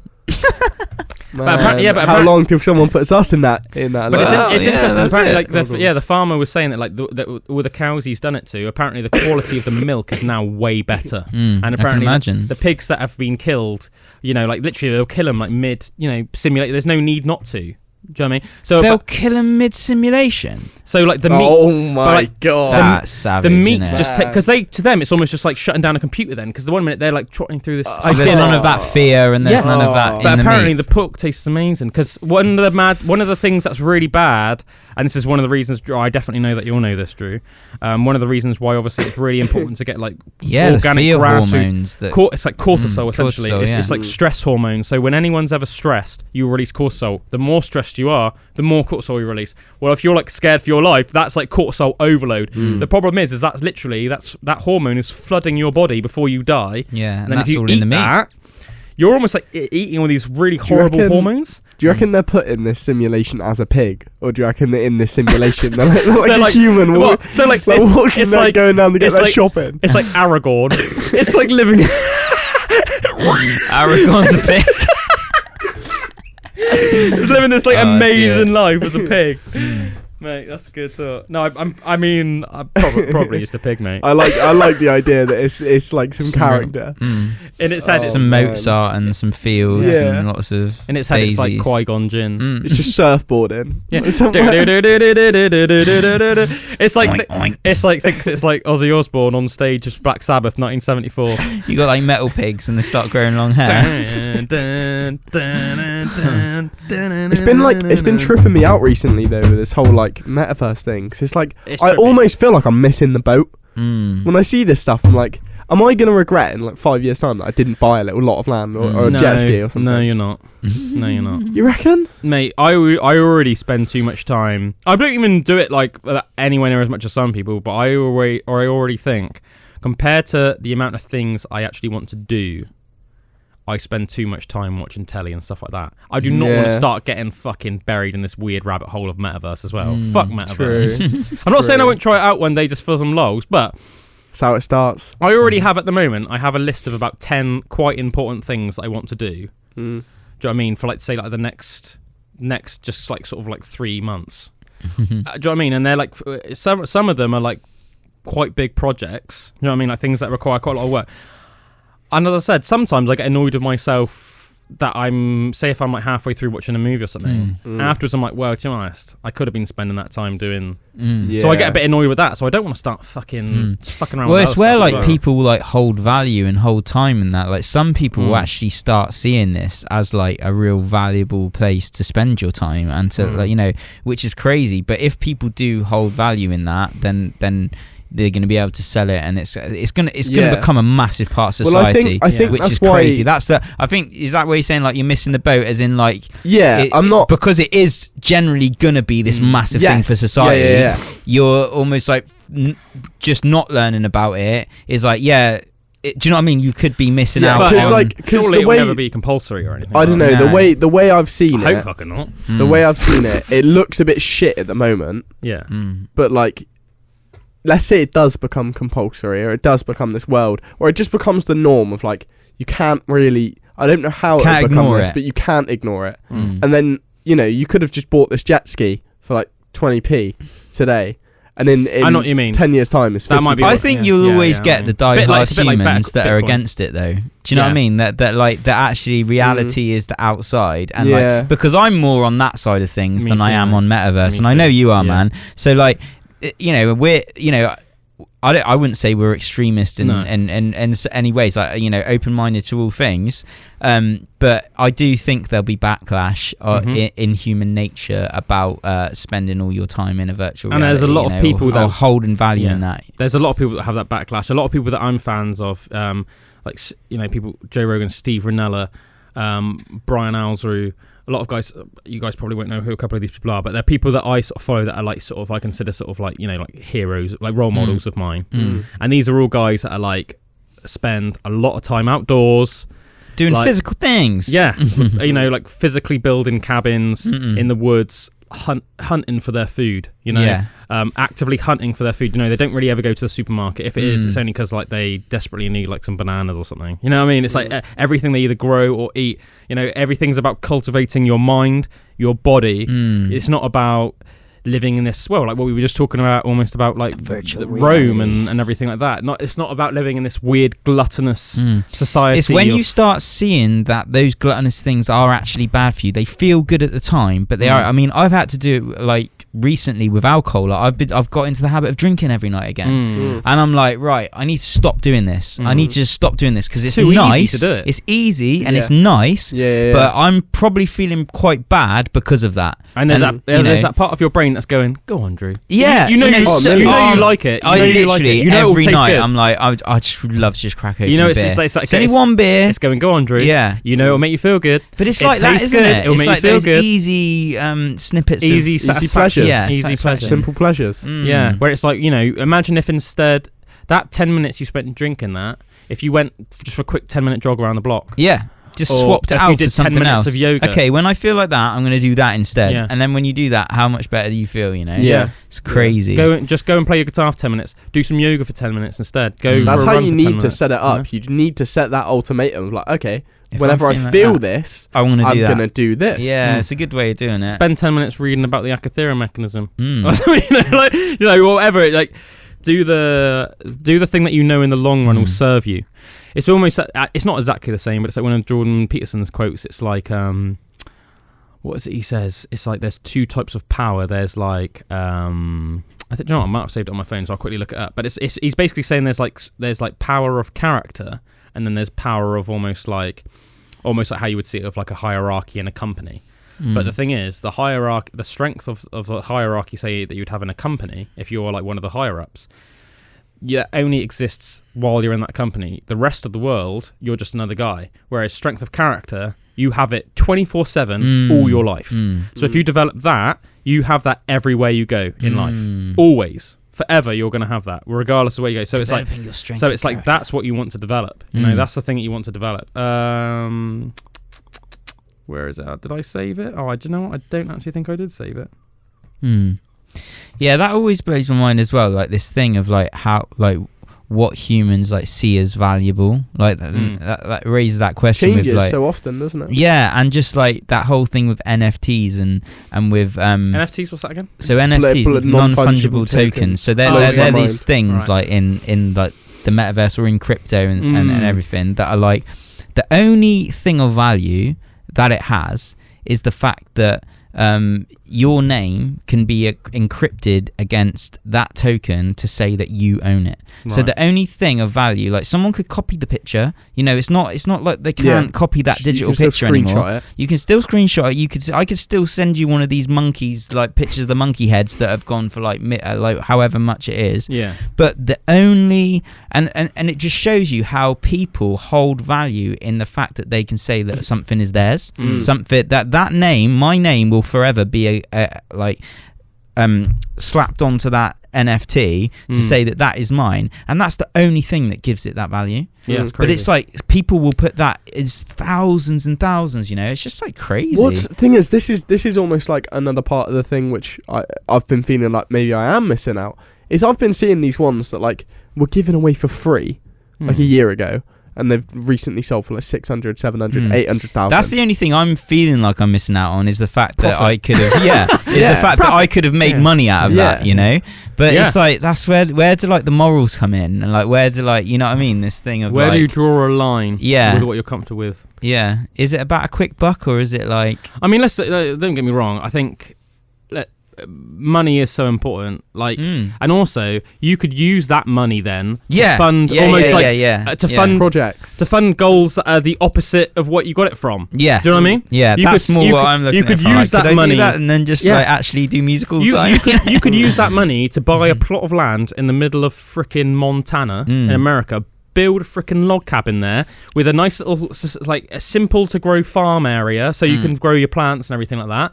And a big sign that just says "fuck the metaverse." Yeah, build like a nice big music recording studio. Yeah, and then because you're in the middle of Montana, there's freaking fauna everywhere. Yeah, and then you and your mates can just like buy a gun license and a hunting license, go out, shoot deer and elk. See, this is my kind of fill world. Up your freezer with meat. Have your veg, and then you could. Do you know what I mean? You could use that from the money from that thing. So I don't think that's bad.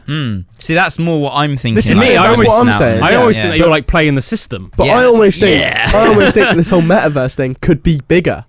Yeah, like this could be billions. Just like the whole crypto metaverse, that kind of thing. It is the fastest growing technology since mobile phones and since the internet. Or it's it's faster. Is it? Yeah, it's more like people are growing at a rapid rate than mobile phones and the internet, and they are the two biggest inventions or technological advancements that humans have had. Like, let's say you. And I don't know exactly how it works, so I can't say this is how it does work. But imagine you bought the plot of land in the most, in what will be in 5 years' time, the most desired, sought-after plot of land in the metaverse. Every company wants it. They want to put their stores there, because all the stores will be there eventually to sell their stuff.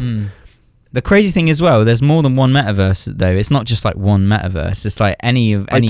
But imagine having like a spot in the hub. Do you know what? So I just suddenly got like a weird thing of, like a weird sort of like thought process. You know how like in this world we ponder the existence of like multiple dimensions, and like I know that like astrophysicist like Neil deGrasse Tyson has said that there's like an infinite number of universes with an infinite number of possibilities and outcomes and things that are going on in these universes.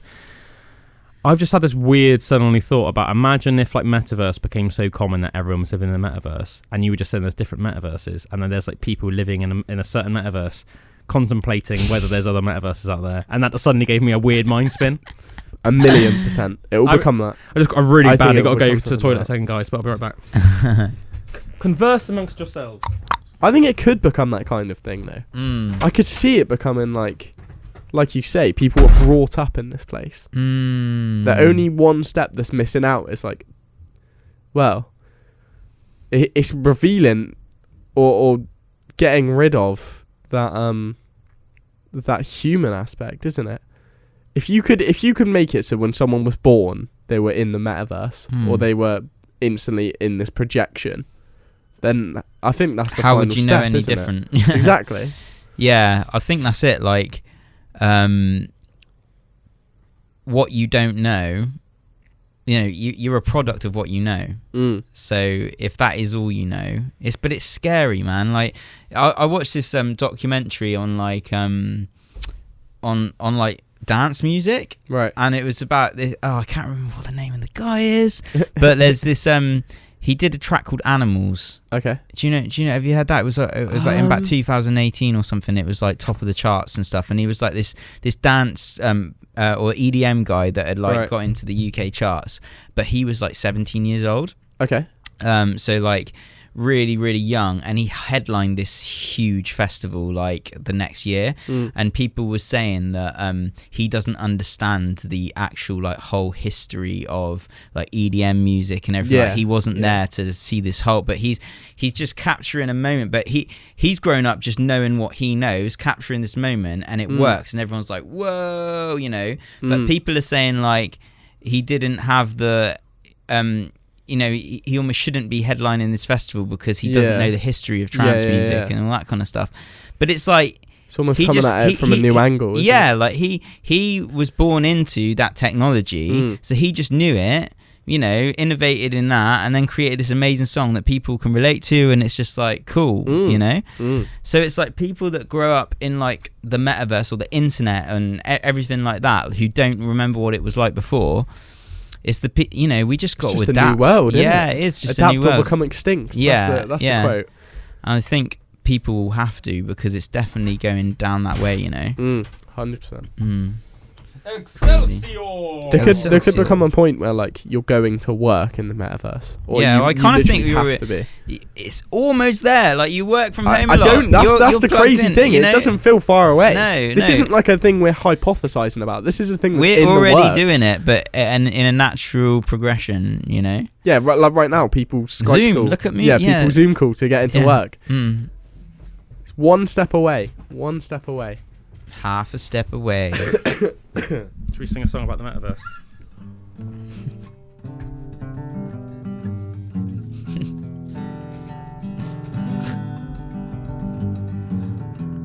you want to sing, Drew? Some lyrics?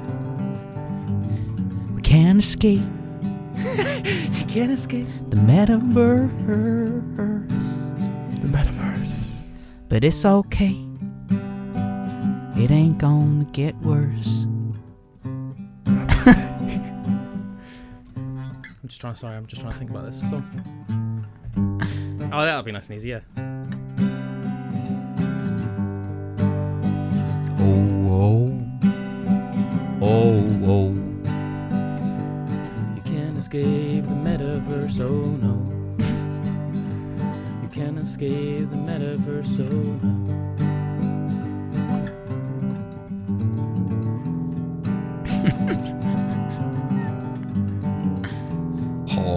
You better buy your jet ski. Young Bullwinkle, buy that jet ski. Gonna buy that jet ski for you. Lots of profit. You can buy that cabin in the woods in Montana, Drew. You can build your studio and hunt some elk.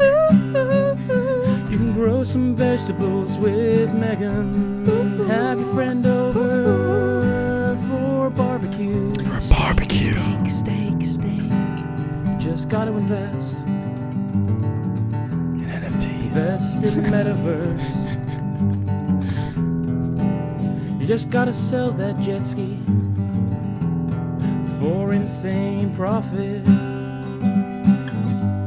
But you can't build that NFTs. Cabin, Drew. Build that cabin in the woods for you and Meg. Don't forget Rupert, loads of acres for him to thrive in. Go hiking in the woods, my friend. Farm your little vegetables all day. Just work on music, it's all good. Write lots of albums and have lots of projects. Ooh. Oh yeah. Metaverse.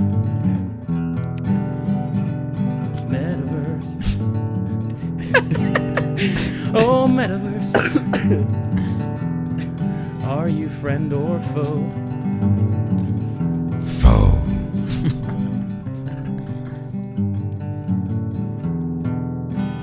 Will you be the dawn of a new age or the death of us all? That is the question. Oh, Jimmy, can't you see? This is your destiny.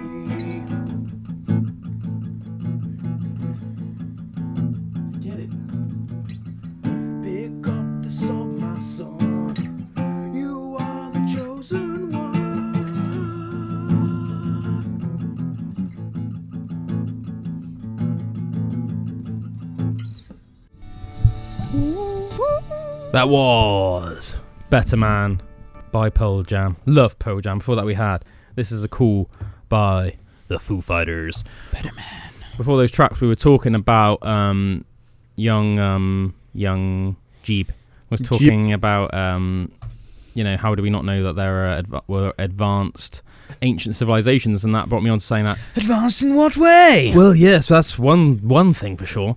That's quite a good point, Drew. I mean, you could be advanced in several different ways, you know. But whole sort of like ideas and theories of people like Randall Carlson and Graham Hancock. Obviously, we're big fans of Graham Hancock, aren't we? And the whole idea that basically, like the last big ice age was around like 10,000 years ago, and we sort of like at the moment, sort of textbook history, if you want to call it that, sort of says that like after that, that's when sort of big civilizations started to rise. When we sort of went from being like a sort of more nomadic hunter-gatherer society to like building, you know, big structures and towns and cities and stuff. But what a lot of like Graham Hancock and Randall Carlson propose is that there were ancient civilizations before that, and that there was like an ancient cataclysm. Ooh. And for whatever reason, there was an ancient cataclysm, and then that obviously set us back. So obviously a large percentage of the human population would have died out. Entire civilizations would have been sort of knocked back thousands of years in terms of development. And it's very, very plausible. I mean, if like a big asteroid hit the Earth today, and it's happened many times, hasn't it? Asteroids have hit the Earth many times, and like obviously like the most famous one is the K2 extinction, which was the one that like wiped out the dinosaurs. But not even just asteroids. There's been many other, like the Permian extinction event, which was like the biggest one, which was considered, I think, the most devastating extinction event ever in the history of the planet that we know of. That wasn't even related to an asteroid. I think that was like, this is just off the top of my head, I think it was basically like every single volcano on the Earth like erupted at the same time, and it just caused super volcanoes. Yeah, but like every single volcano. Isn't that what they say? They say if one super volcano erupts, then it sets off like a chain reaction. Well, where they all start erupting. There's a super volcano under Yellowstone in America, and they say that if that went off, it would wipe out almost like the whole of North America. So like all of like like the United States of America and Canada, and probably like the South America, or at least Mexico and places like that, would be like completely wiped off the map. Well, there's islands that are entire like volcanoes. Like a volcano will have erupted, like I think Tenerife's one, right, where the island is just all volcanic rock because it's just a volcano that's erupted, and then people build stuff on top. Imagine that though. Imagine if like the idea that like every super volcano and just normal volcano erupted at the same time. Like that'd be like the widespread devastation would just be like insane. I like to think that we could survive it though. Well, I feel like now there's got to be a way.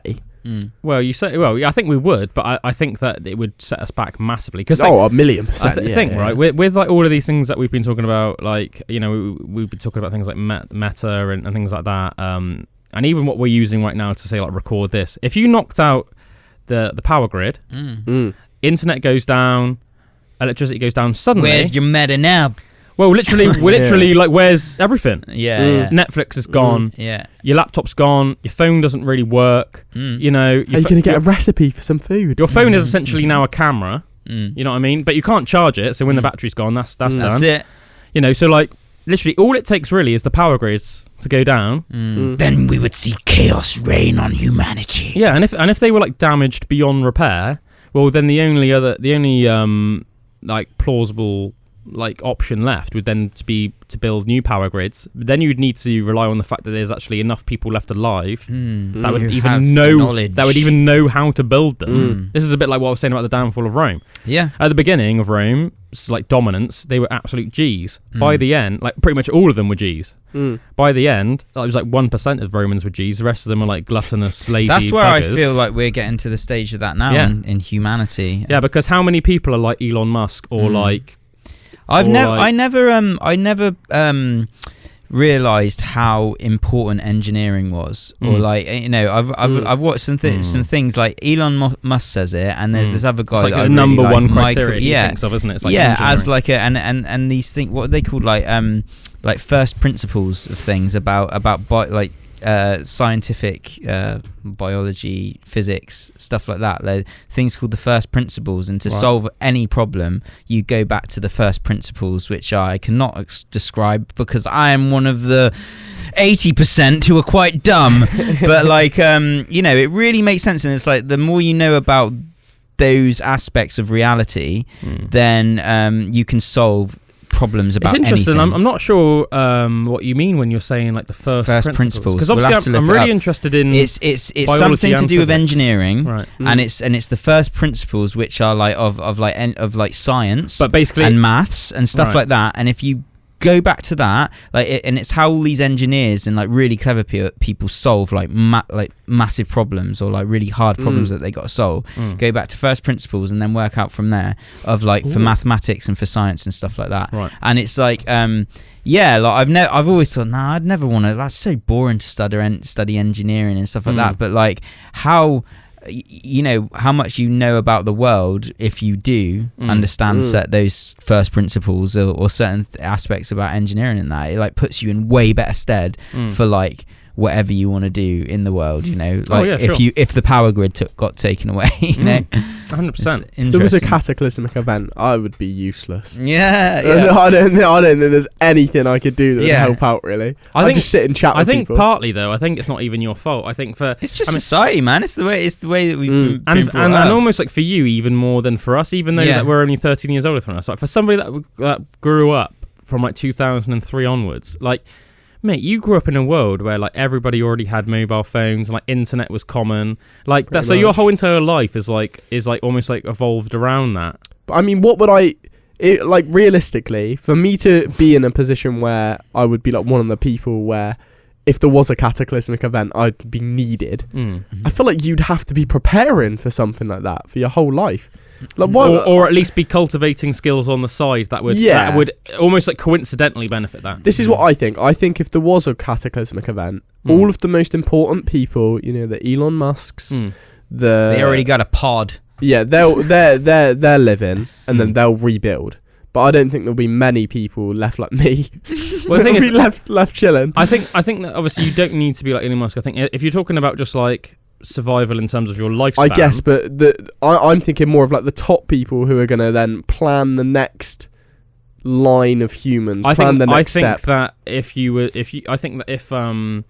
it was really a mass cataclysm, I think it would almost be impossible for anybody in a single generation to rebuild like we are now.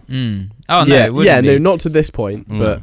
You'd have to get to a point maybe try and plant life was still. Do you think that people in the know, these higher echelons of society and engineering and all that stuff, do you reckon they've got a plan B? They've got their a part of their wealth and a part of their ideas of like, if something like that happens, we're going to be sorted. I think because most of us obviously haven't got anything like that. I reckon there's almost been times where it's like a lot closer to plan B than anyone would know. Oh yeah, any 100%. of us would know. 100%. And I also think that not even necessarily higher ups in terms of like government and military and things like that, but I think that if you are almost like sensible enough, intelligent enough, and got enough money, so that's something you think about. I know, for example, I've watched Joe Rogan podcast, and he said that he has got like he is like fully prepared for like if he had to if everything hit the fan. If the poop, he's got a year's supply of like. He's got like a specially made bunker, like Toyota.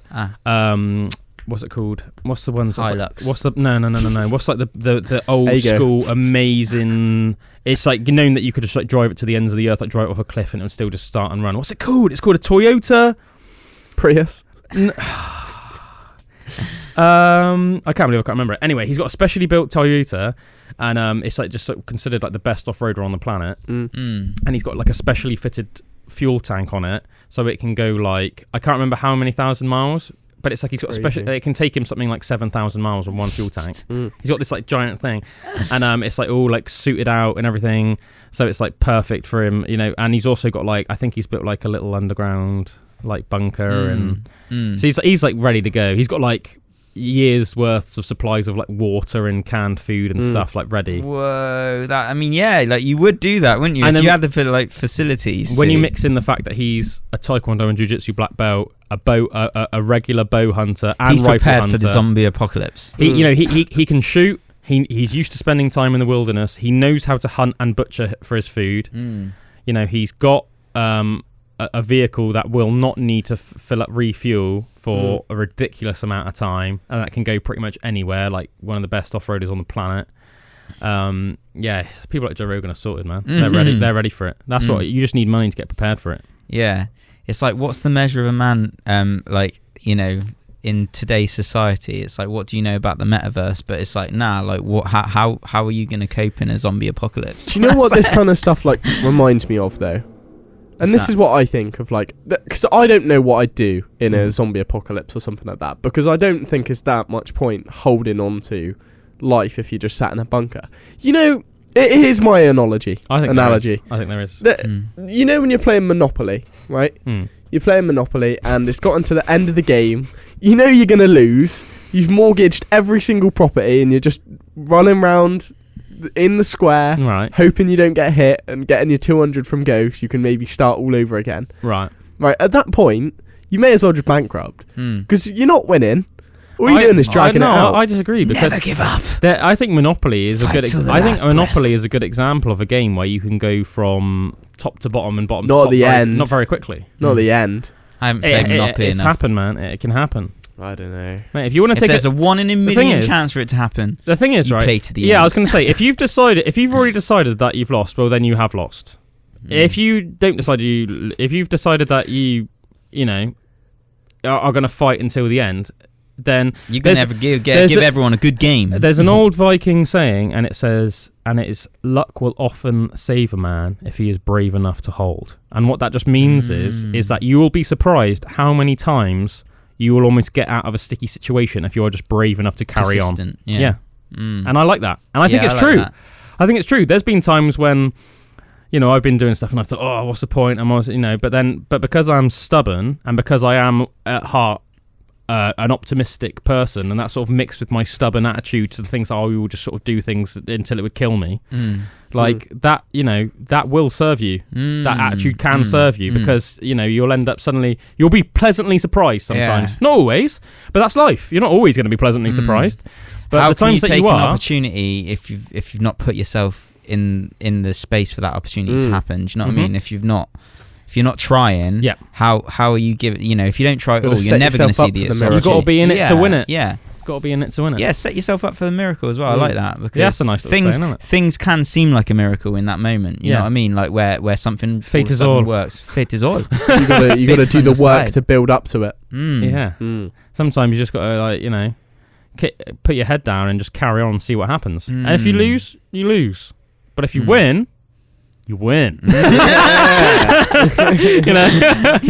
There's no point deciding you lose, even if it's like 99% sure you are.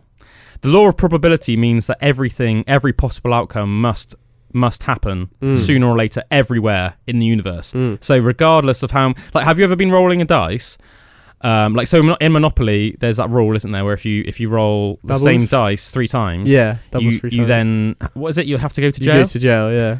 It's surprising how often that happens, right? But if I gave you 2 dice and I said to you, right, roll 10 every time, and it had to be 2 5s, what are the chances that would happen? So the chance that would happen once off the bat would be what, like, is it 1 in 12? Is it 1 in 12 chance? Yeah. So then multiply that by 3. No, it's not a 1 in 12. Nah, it's not 1 in 12. Way more than that, because you could have like a 1 in a 3, a 1 in a 4, 1 in a... I don't think it would be a million, but how it works? Oh no, because it would be like you'd have to almost like multiply like every possible it's 6 factorised. No, 12 factorised. So 12 by 12. I don't know what that means, but it sounds right. But so then you'd have to time that by 3 as well, because you're rolling it 3 times. Yeah. But regardless, if you looked at that on paper, you would say that it is pretty much impossible to roll that for that to happen. But funnily enough, you're talking about Monopoly. Me and Em were playing Game of Thrones Monopoly the other day, and that happened. That happened to Em. She rolled 3 the same thing in a row. She had to go to jail, and not only that. Do you feel bad making her go to jail? No. Not only that. It's a game. It's just the way it is, isn't it?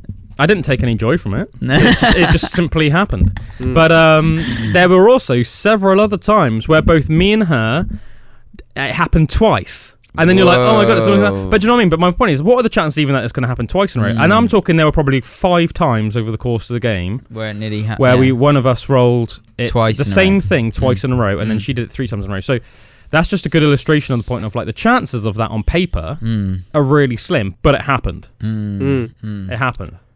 The same way cards are the most insane thing, aren't they? Cards? Yeah. Like the amount of possibilities in a deck of cards is billions. Not more than billions, trillions. Really? Yeah. Trillions? There's an insane fact, and I will find it, and I'm desperate to get this right. I've never looked into it. But it's so like every billion years you take a step, then every next billion years you take a step until you go around the world, and then you take a sip of water from an ocean, and then go around the world again for every billion years, and keep doing that over and over again until you empty the ocean, and then you place a piece of paper.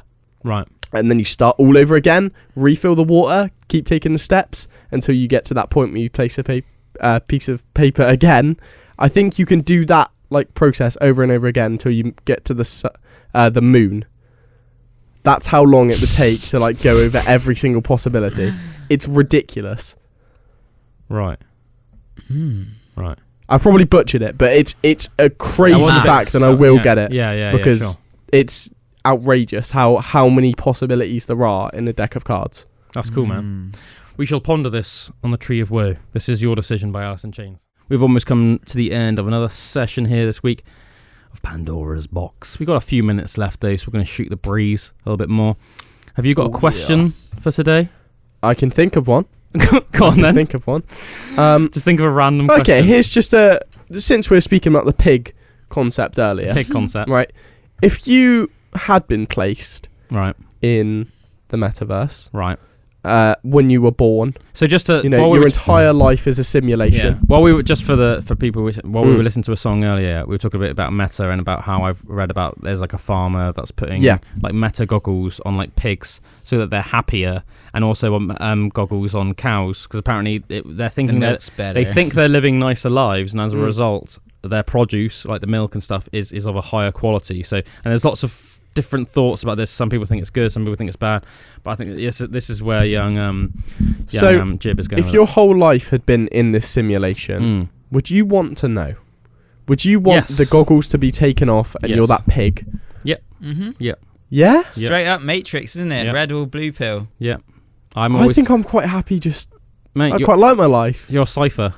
He's Cypher. I think it's actually happening to us as a human race at the moment. We're waking up to the true reality of our nature. He's happy to be like... Scary. Would you want to take your glasses off and you're just a pig? Yeah. Me and Drew are going... Oh, if I was a pig... Yeah, no, you're these pigs. This is what I mean. You're the pigs. Pig Neo. If I'm a pig... You're the pigs. Imagine I'm not going to spend time imagining I'm as a pig. Imagine the Matrix, right? Imagine the Matrix. I am a human, damn it. Imagine the Matrix, but then when Neo takes the red pill, he's just a pig on a treadmill. If that's my reality, nah. And it's just like Keanu Reeves as a pig, and like Trinity and Morpheus, they're all just little pigs like running around kicking ass. Oh, it's brilliant. I think I'm happy. I wouldn't want to know. I'm happy being in my... ignorance is bliss. Yeah. I'm happy chilling. That's right. I'm happy just living my life, thinking this is the real world. Yeah, that's fair enough, man. That's fair enough. I said, like, there's a reason why Cypher was so desperate to go back into the Matrix. The bold that guy. Steak. Do you remember when he had that steak? Yeah. And he was going on about how like, I know it's fake, but it tastes so damn good. Yeah. And his point was that like, well, if it seems real to him in every single way possible, and you don't know any better, it is real. Damn it. Yeah, because when does something? Who even decides what is real and what isn't? Surely that's if it's real to you, then it's real. Yeah, exactly. So I've got, that's it. I'm going to start saying different philosophical quote to leave you to think to finish off on Pandora's Box. Every week I'm going to do a different philosophical quote from the greatest philosophers of all time. So this week's one is from Aristotle. This is: a friend to all is a friend to none. A friend to all is a friend to none. So ponder that one, guys, and have a lovely week. We shall see you next week once again on Pandora's Box. To play you out, we have I Disappear by Metallica.